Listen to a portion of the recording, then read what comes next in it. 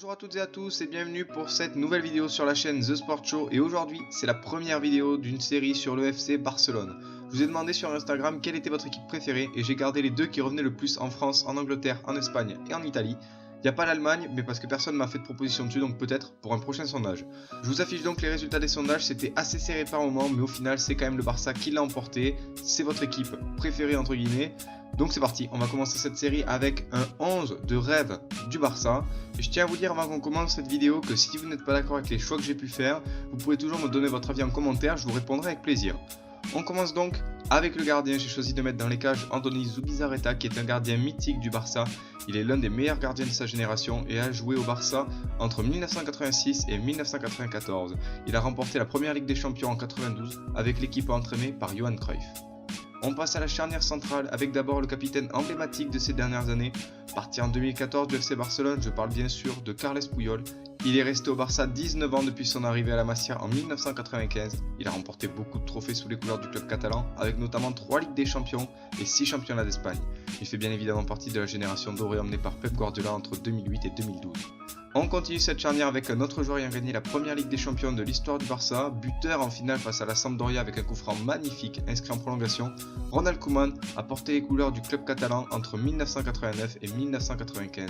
Il est encore aujourd'hui le défenseur le plus prolifique du monde avec 193 buts marqués en 533 matchs. On se décale un petit peu pour passer sur l'aile de la défense catalane. Il y a très peu de latéraux influents ayant évolué sous les couleurs du Barça jusqu'aux années 2000. On commence avec le côté gauche et le seul français de ce 11 de légende, Eric Abidal, qui est arrivé en provenance de Lyon en 2007 et qui a participé bien évidemment au sextuplé réalisé par les Blaugrana en 2009. De l'autre côté de la défense, on retrouve Daniel Alves, resté 8 ans à Barcelone, il a participé lui aussi au plus grand succès du club et fait partie de cette génération de défenseurs très orientés vers le secteur offensif qui ont beaucoup apporté au jeu catalan. Lui aussi a remporté de nombreux trophées sous les ordres de Pep Guardiola. Pep Guardiola, parlons-en, il est la sentinelle de notre milieu de terrain car avant d'être un grand coach, c'est un joueur qui a lui aussi participé au succès du Barça et notamment à la conquête de la première Ligue des Champions en 92. Joueur très intelligent et formé à la Masia, il est choisi en 1991 par Johan Cruyff pour être le chef d'orchestre de l'équipe.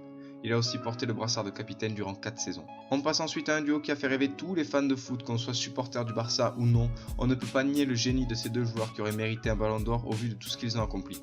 On commence avec Xavi, pur produit du centre de formation du Barça qu'il intègre à l'âge de 11 ans. Il gravit les échelons 1 à 1 et est lancé en équipe première par Luis Van Gaal. Xavi a tout gagné que ce soit en club ou en sélection et est considéré comme l'un des meilleurs milieux de l'histoire, assurant avec Andrés Iniesta presque comme des jumeaux la pérennité du jeu catalan sur une décennie. Vous l'aurez compris, c'est donc Andrés Iniesta le troisième milieu de ce 11 de légende, lui aussi formé à la Masia qu'il a intégré à l'âge de 12 ans. Il s'impose petit à petit comme un joueur essentiel de la formation catalane.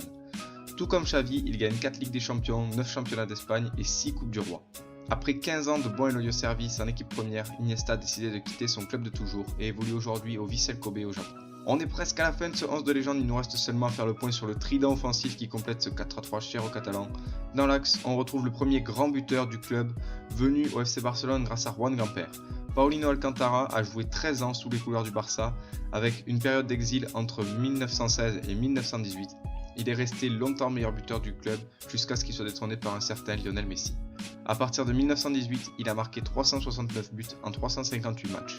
Il est l'un des joueurs les plus prolifiques de sa génération. Il a remporté notamment 5 Coupes du Roi et 10 championnats de Catalogne. Sur l'aile gauche, on retrouve un joueur qui, comme Guardiola, a brillé en tant que joueur avant d'entraîner le FC Barcelone. Johan Cruyff, arrivé à Barcelone en 1974 pour 2 millions de dollars, ce qui a été à l'époque un record.